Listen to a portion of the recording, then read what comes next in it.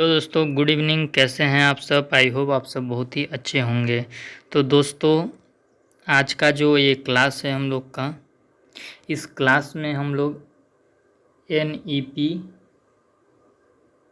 National education policy 1986 के बारे में पढ़ेंगे। ठीक ना, कि 1986 नेशनल एजुकेशन पॉलिसी के क्या प्रस्ताव थे, वे क्या चेंजिंग लाना चाहते थे in the field of education, शिक्षा के क्षेत्र में। ठीक ना, तो उसमें हम सबसे पहले क्या जानेंगे, नई शिक्षा नीति 1986 का हम परिचय जानेंगे, उद्देश्य जानेंगे, और फिर उसके क्या क्या फीचर हैं उसको भी हम जानेंगे। ठीक ना, और उसके बाद हम लोग क्या जानेंगे कि किस प्रकार के रोल की बात की गई है एजुकेशन में, नेशनल सिस्टम क्या है, उसका संरचना क्या है, एजुकेशन फॉर इक्वलिटी जो शैक्षिक समानता की बात की गई है वो किस प्रकार के समानता की बात की गई है, reorganisation of education at different stages पे किस प्रकार से हमें रीऑर्गेनाइज करना है हर एक स्तर को, उसके बारे में हम लोग देखेंगे। तो मैं आपको बता दूं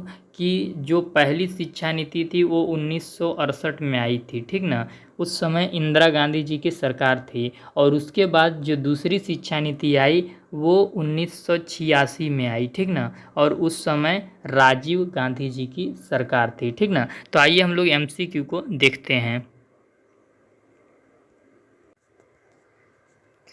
तो पहला क्वेश्चन है दोस्तों कि एनईपी 1986 किसके शासनकाल में आया था। ठीक ना, तो जो एनईपी नेशनल एजुकेशन पॉलिसी 1986 वो राजीव गांधी जी के सरकार में आई थी, तो ए नंबर ऑप्शन सही हो जाएगा। ठीक ना, दूसरा क्वेश्चन क्या है, एनईपी 1986 किसके द्वारा लाया गया था, यानी कि इसको किसके द्वारा रिव्यू किया गया था, इसका फॉर्मेशन किसने किया था। ठीक ना, तो ऑप्शन ए है आचार्य राममूर्ति कमेटी, ऑप्शन बी है एस के रंजन, ऑप्शन सी है पी चिदम्बरम, ऑप्शन डी है सी एंड। तो इसका सही आंसर हो जाएगा दोस्तों आचार्य राममूर्ति कमेटी के द्वारा 1986 नेशनल पॉलिसी ऑफ एजुकेशन को रिव्यू किया गया था। इसका फॉर्मेशन उन्हीं के द्वारा कंप्लीट किया गया था। ठीक ना, तो आचार्य राममूर्ति कमेटी सही हो जाएगा, option number A. An national policy of education 1986 से एमएड के एंट्रेंस एग्ज़ाम में एक क्वेश्चन आना गारंटी है। मैं लिख के दे रहा हूँ कि एक क्वेश्चन यहाँ से ज़रूर आएगा। ठीक ना, तो ध्यान से इसको देखते हैं। एनईपी 1986 की रिपोर्ट कब सौंपी गई थी, तो एनईपी 1986 की रिपोर्ट आचार्य राममूर्ति कमेटी के द्वारा सौंपी गई थी, और कब सौंपी गई थी, 1993 में सौंपी गई थी कि 1987 में कि 1992 में कि 1990 में। तो 1992 में इसकी रिपोर्ट सौंपी गई थी। किसके द्वारा सौंपी गई थी, तो आचार्य राममूर्ति कमेटी के द्वारा। ठीक, अगला क्वेश्चन देखते हैं। अगला क्वेश्चन क्या है, एनईपी 1986 के उद्देश्य क्या थे, ऑब्जेक्टिव की बात कर रहा है। तो साक्षरता दर में सुधार करना इसका उद्देश्य था, गुणवत्तापूर्ण शिक्षा की व्यवस्था करना इसका उद्देश्य था, निःशुल्क और अनिवार्य शिक्षा की व्यवस्था करना भी इसका उद्देश्य था।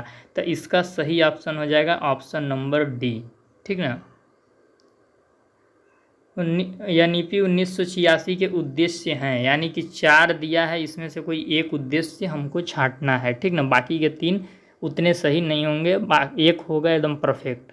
तो पहला ऑप्शन क्या है, व्यावसायिक पाठ्यक्रम में सुधार करना। ये ठीक है, लेकिन ये एकदम मेन रूप से उसमें नहीं लिखा गया है। ठीक ना, कहीं कहीं पे वोकेशनल एजुकेशन को रिफॉर्म करने की बात की गई है। बी ऑप्शन क्या है, प्राथमिक शिक्षा तक में जो बच्चा फेल हो जाता है उसको पास करना और आगे बढ़ाना। ये आपका बी नंबर सही हो जाएगा। ठीक ना, जो प्राथमिक शिक्षा स्तर पर या फिर माध्यमिक शिक्षा स्तर पर बच्चे फेल होते थे और उनको क्या होता था, उनको हम ईयर बैक करके फिर से पढ़ाते थे, तो गवर्नमेंट का ढेर सारा पैसा वेस्ट होता था कि नहीं। तो इस वेस्टेज को रोकने के लिए क्या किया कि प्राथमिक स्तर पर किसी को फेल नहीं किया जाएगा और उनको पास किया जाएगा और आगे बढ़ाया जाएगा, ताकि जो सरकार का संसाधन है, जो गवर्नमेंट खर्चा कर रही है, उन पर इन्वेस्ट कर रही है, वो जाया ना जाए, हमारे लिटरेसी रेट में वृद्धि हो। ठीक ना, तो ऑप्शन नंबर बी इसका सही है। क्वेश्चन नंबर 6 क्या है, नेशनल पॉलिसी ऑफ एजुकेशन 1986 की संरचना क्या है। संरचना यानी सूत्र, ठीक ना, शिक्षा की। तो 5+3+2 गलत है। 5+3+3+4 ये NAP 2020 का संरचना है, ठीक ना, जो अभी नई आई है। नेशनल एजुकेशन पॉलिसी 2020 की संरचना है। तो हम लोग 2020 वाला वीडियो देखेंगे तो उसमें इसकी बात कर लेंगे। वैसे आप जान लीजिए कि 2020 की संरचना है, यदि आए एग्जाम में तो आप इसको टिक लगा दीजिएगा, ठीक ना। और 1986 की संरचना क्या है, 10+2+3 है, ठीक ना, 10+2+3। इसमें 10 क्या है, 10 में आपका प्राइमरी स्तर आ जाएगा, फिर इसके बाद मिडल स्तर आ जाएगा यानी 6 से 8, फिर इसके बाद 2 साल। देखिए ये सी नंबर इसका सही है, 10+2+3, ठीक ना।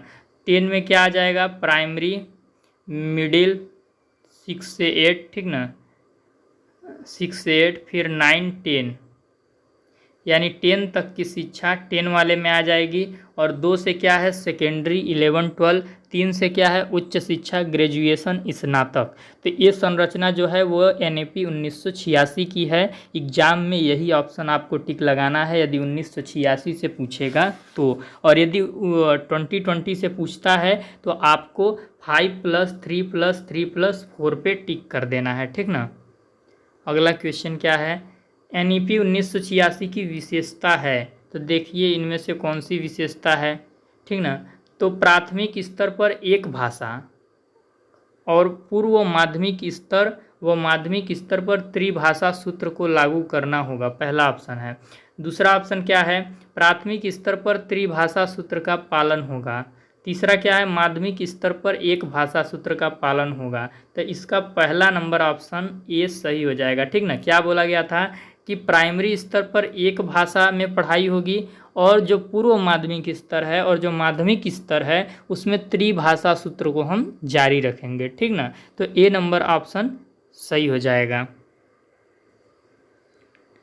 8वां क्या है, NEP 1986 में NCF-CC का आधार क्या था। पहले तो जान लीजिए कि NCF-CC का फुल फॉर्म क्या होता है।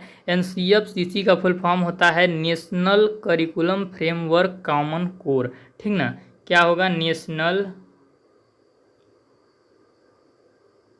करिकुलम फ्रेमवर्क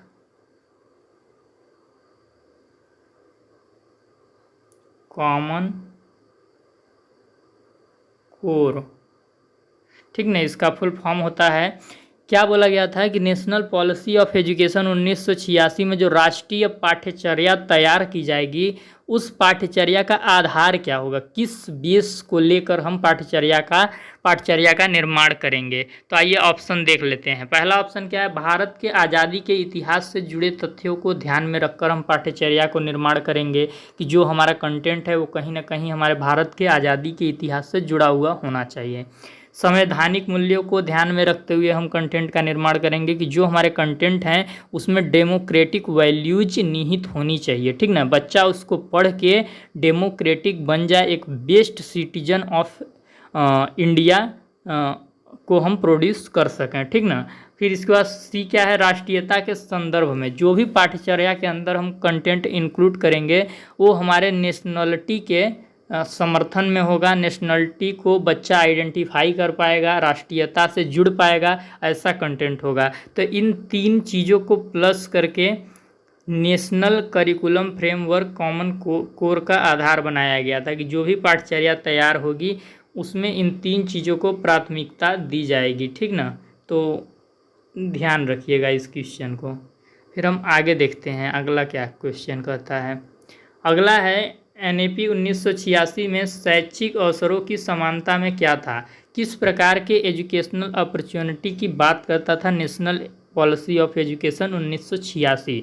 तो ये बात करता था कि अनुसूचित जाति यानी जो SC हैं, अनुसूचित जनजाति यानी जो ST हैं, शेड्यूल्ड ट्राइब, ठीक ना, ST जो हैं के बच्चों की शिक्षा की व्यवस्था करना, SC ST के जो बच्चे हैं उनके शिक्षा की व्यवस्था करना, अल्पसंख्यकों माइनॉरिटी व पिछड़ों के बच्चों की शिक्षा की व्यवस्था करना, महिला शिक्षा वुमेन एजुकेशन एवं यौन शिक्षा एडल्ट एजुकेशन, व सतत शिक्षा यानी कंटिन्यूअस एजुकेशन शिक्षा की व्यवस्था करना, ठीक ना। महिला शिक्षा क्या है, वुमेन एजुकेशन। यौन शिक्षा क्या, सेक्स से संबंधित बच्चे को ज्ञान हो, ठीक ना। और सतत शिक्षा कंटिन्यूअस एजुकेशन, जैसे जो ओपन यूनिवर्सिटियां हैं उनका प्रसार करना, उनका उन्नयन करना इसके अंतर्गत आएगा। इस प्रकार के शैक्षिक अवसरों की समानता की बात करता था हमारा नेशनल पॉलिसी ऑफ एजुकेशन 1986। तो इसका ऑप्शन नंबर डी सही हो जाएगा, ठीक ना। फिर हम अगला क्वेश्चन देखते हैं। अगला क्वेश्चन क्या है, एनईपी 1986 के तहत ECCE इसका फुल फॉर्म क्या होता है, अर्ली चाइल्ड केयर एजुकेशन, ठीक ना। अर्ली चाइल्ड केयर एजुकेशन, ठीक ना। तो एनएपी 1986 के तहत ECCE में किसकी बात की गई थी।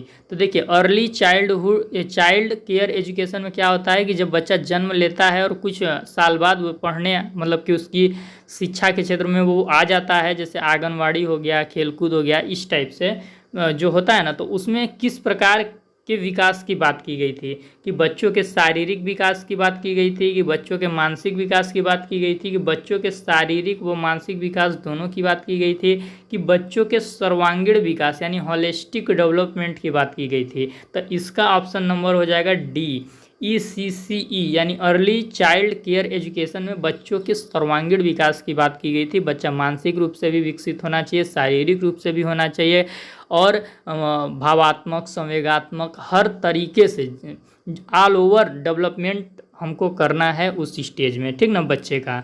तो इसका ऑप्शन नंबर डी हो जाएगा, ठीक। तो आज हम लोग यही कुछ टॉपिकों के ऊपर 10 MCQ को देखे हैं NEP 1986 से रिलेटेड, ठीक ना, जो कि आपके एग्ज़ाम में पूछे जा सकते हैं इनमें से कोई एक क्वेश्चन। तो अगर आप चैनल पे नए हैं तो चैनल को सब्सक्राइब कर लीजिए, चैनल पे नए हैं तो चैनल को सब्सक्राइब कर लीजिए, बेल आइकन को प्रेस कर लीजिए। वीडियो के डिस्क्रिप्शन में आपको टेलीग्राम चैनल का लिंक मिल जाएगा, तो टेलीग्राम चैनल को भी ज्वाइन कर लीजिए। जो भी आपके एंट्रेंस एग्ज़ाम से रिलेटेड PDF आती हैं मैं वहाँ पे अपलोड कर देता हूँ, जो कि आपको ईजिली मिल जाती हैं, ठीक ना। तो NEP 1986 के ऊपर ही एक वीडियो और आएगी पार्ट 2, जिसमें कि हम आगे की चीज़ों को देखेंगे, ठीक ना। फिर उसके बाद हम लोग अगले टॉपिक पे टच करेंगे। तो वीडियो को देखने के लिए बहुत बहुत धन्यवाद दोस्तों। आप सब जम के तैयारी कीजिए, और समय बहुत कम बचा है आपके पास, तो खूब सारा पढ़िए और मेहनत करिए।